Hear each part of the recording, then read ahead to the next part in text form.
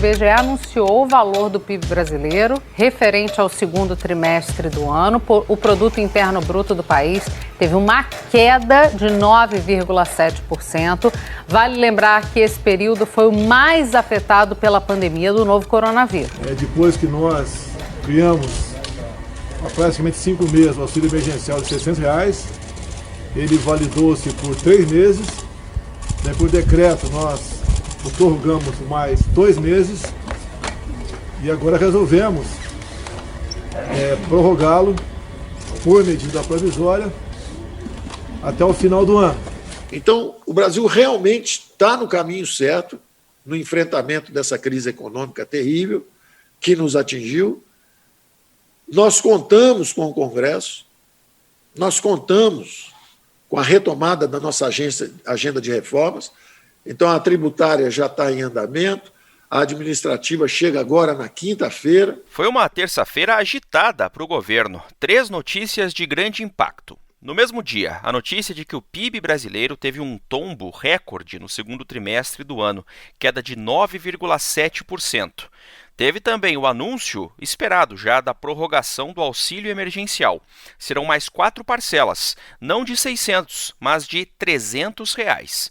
E também no mesmo dia, terça-feira, Bolsonaro confirmou que o governo vai enviar a tão aguardada reforma administrativa ao Congresso, isso ainda nessa semana, na quinta-feira. A reforma administrativa, que fique bem claro, não atingirá nenhum dos atuais servidores. Ela se aplicará apenas aos futuros servidores concursados. Eu sou o Márcio Miranda e nesse episódio aqui do podcast 15 Minutos, a gente faz um balanço desse pacotão de notícias. São 2 convidados, Fernando Jasper e Fernanda Trisotto, editores de economia da Gazeta do Povo. Quando o PIB estava caindo 10% lá atrás, no primeiro impacto da pandemia, que é o som que saiu hoje do IBGE. Bom, Jasper, vamos lá, né? O Produto Interno Bruto, o PIB, recuou 9,7% na comparação com os 3 primeiros meses do ano. Além disso, uma queda de 11,4% na comparação com o segundo trimestre do ano passado. Nos 2 casos, nas 2 comparações, maior queda trimestral da série histórica que começou lá em 1996. E aí eu te pergunto, Jasper, é dentro do esperado e qual foi a avaliação do governo em relação a isso, hein? Foi dentro do esperado, sim, tanto pelo governo quanto pelo mercado. As avaliações do mercado ali sobre o resultado do segundo trimestre variavam de uma queda de 7% até 11% em relação ao primeiro trimestre. Ficou ali em 9,7%, né? O próprio governo também tinha divulgado, algumas semanas atrás, uma expectativa de uma queda entre 8% e 10%. Então, a queda era assim esperada. Esse segundo trimestre foi provavelmente o pior. Quase com toda certeza foi o fundo do poço, porque já nos últimos meses ali do segundo trimestre, a economia começou a reagir um pouco. O governo destacou, Márcio, que essa queda do segundo trimestre, aí agora comparando com o segundo trimestre de 2019, ela ficou até um pouco menor do que a média dos países do G7, né? Você mencionou aí, no Brasil caiu 11,4% em relação ao segundo trimestre de 2019, nos países do G7 uma queda média de 11,9%. E a queda no Brasil também, nessa comparação, foi menor, ficou abaixo, né, da queda de países emergentes como Chile, México e Índia. Então aqui a coisa foi um pouco menos pior, digamos assim, se a gente fosse resumir aí no popular. Então essa queda, de certa forma, era esperada, porque pegou ali o começo do distanciamento social, né? Principalmente o mês de abril. Nós já conversamos sobre o assunto PIB aqui no programa, Márcio, lá do primeiro trimestre. A gente lembra que lá na época já houve uma queda porque pegou os primeiros 15 dias de isolamento, lá no fim de março, e já teve uma queda que foi revisada de 2,5%. Na época o governo tinha divulgado uma queda de 1,5%, foi revisado, então 2,5%. Agora, em abril realmente foi muito forte a paralisação, e apesar aí de uma retomada já começando em maio e junho, a gente teve essa queda aí bastante expressiva, uma queda recorde, né? Nunca antes na série histórica começada lá em 96, o país tinha caído tanto num único trimestre. Então, a economia brasileira já está gerando empregos liquidamente, caracterizando essa volta em V.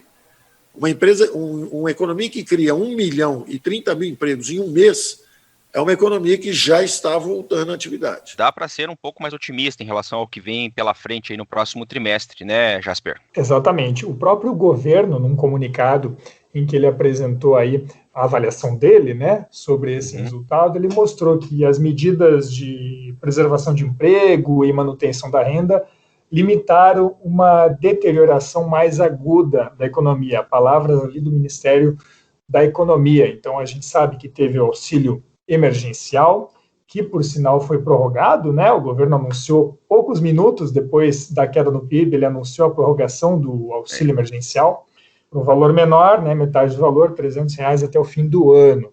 Isso. Já vai ser tema também aqui no episódio. Exatamente. E aí, o governo também sinalizou, né, essa nota do Ministério da Economia, que os indicadores de maior frequência mostram que a atividade continua se recuperando. Esses indicadores são aqueles que nós divulgamos aí no noticiário de economia todos os dias praticamente, são indicadores de produção industrial, vendas no varejo, coisas como fluxo de veículos passando pelas concessionárias de pedágio, fabricação de papelão, que é um indicador importante aí das vendas, né, porque o papelão é usado nas embalagens, enfim, vários indicadores vêm mostrando, já desde meados do segundo trimestre, uma recuperação, e essa recuperação continua. Então é importante registrar isso, e principalmente o seguinte: sim, perdemos 1 milhão e 200 mil empregos em 3 ou 4 meses. Só que nós conseguimos preservar 11 milhões de empregos. Perdemos 1 milhão e preservamos 11 milhões de empregos no mercado formal. No informal, os senhores conhecem a história.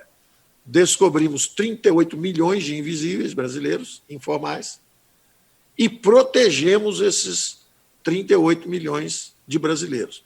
Gastamos até agora uns 180 bilhões, até o momento, nessa proteção do auxílio emergencial. Então, houve sim sinais positivos, né? Outro programa de manutenção da renda foi aquele que devolveu ao trabalhador uma parte do salário perdido em reduções de jornada e salário, né, ou suspensão de contratos, mas o mais forte mesmo, o impacto mais forte veio do auxílio emergencial, Márcio. Foi ele que ajudou a economia a começar a sair do fundo do poço aí nos últimos meses. Lembrando que o segundo trimestre é um retrato do passado, né? Ele acabou faz 2 meses já, então o cenário hoje é um pouco diferente. O que esse dado do PIB, hein, Jasper, diz sobre a economia no futuro aqui no país? A gente percebeu a queda na taxa de investimento, mas um aumento na taxa de poupança. E que tipo de reflexo esses dois dados podem ter para frente? Pois é, o PIB, a divulgação dele tem uma série de desdobramentos, né? Indústria, comércio, serviços, agropecuária, tem um monte de dados lá dentro, mas é interessante destacar esses dois que você mencionou, a taxa de poupança e a taxa de investimento. O que é a taxa de investimento?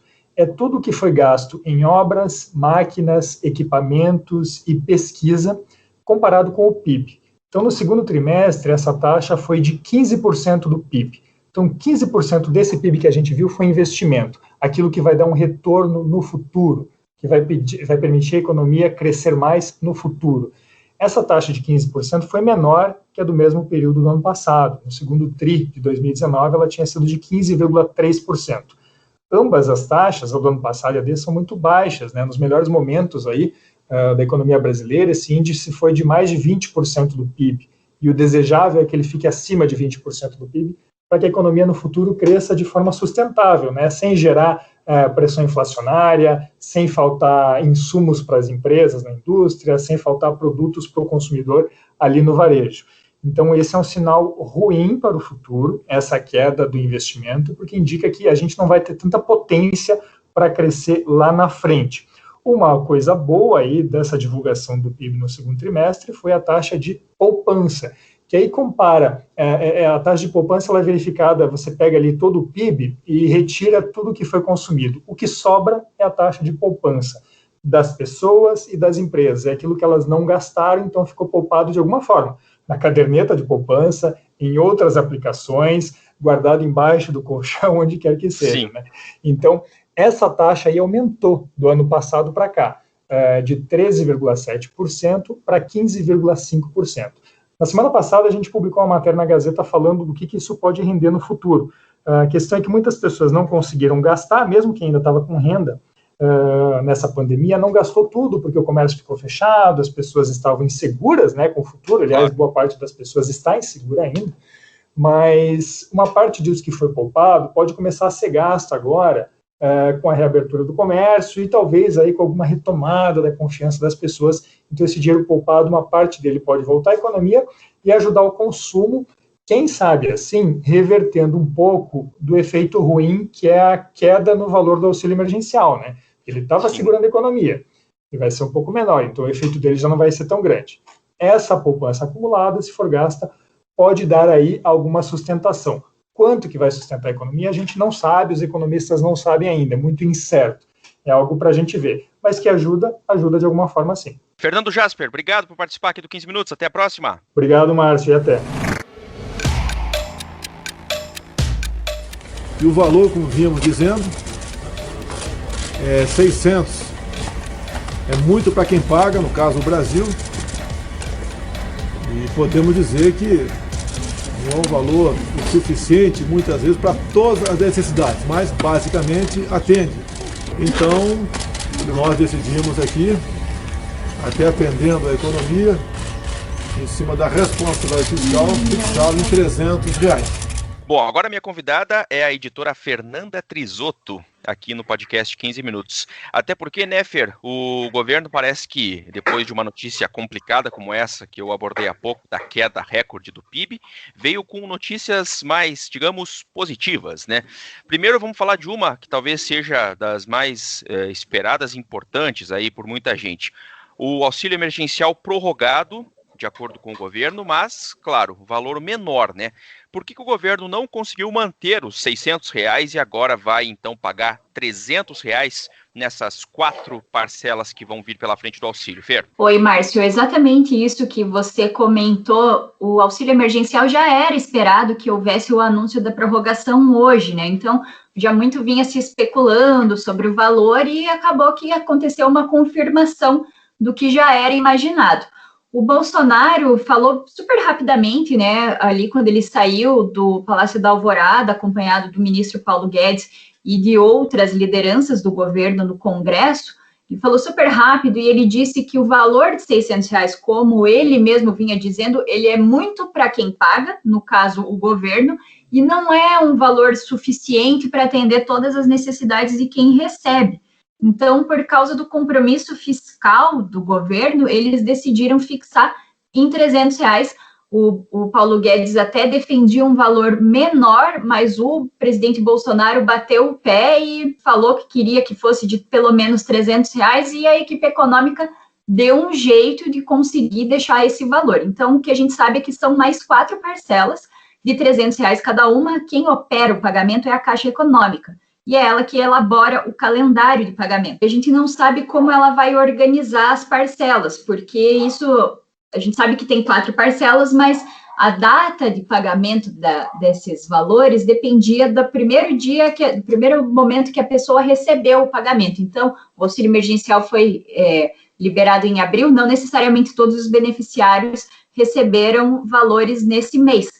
Então, ainda vai ter ali um mistério até a gente entender como é que a Caixa vai operacionalizar, se todas essas parcelas serão pagas efetivamente até o final desse ano, ou se alguma coisa vai sobrar, entre aspas, para ser paga no ano que vem. Vem aí a reforma administrativa, foi decidida hoje pelo presidente na reunião de líderes, já anunciada, também hoje, anunciada a reforma administrativa para entregarmos para a Câmara. Mas não é só isso, né? Quer dizer, além de queda no PIB, que foi uma notícia importante do dia, o auxílio prorrogado teve ainda, meio que de surpresa, assim, né? Um anúncio que também já era esperado há muito tempo.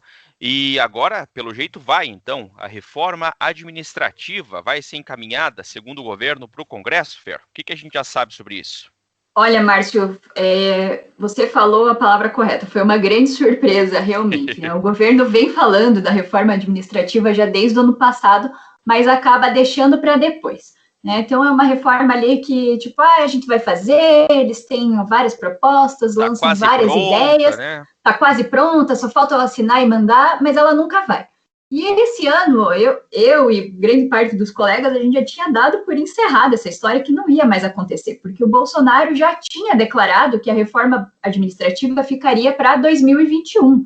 Não tinha espaço para lidar com ela esse ano, porque, né, a gente já está em setembro, o tempo é curto e tem muita coisa que o governo quer fazer reforma tributária, tem que aprovar o orçamento, quer reestruturar o Bolsa Família para criar o Renda Brasil. Então, é muita coisa. E a gente sabe que mexer com reforma administrativa, que é mexer com servidor público, é algo um tanto impopular.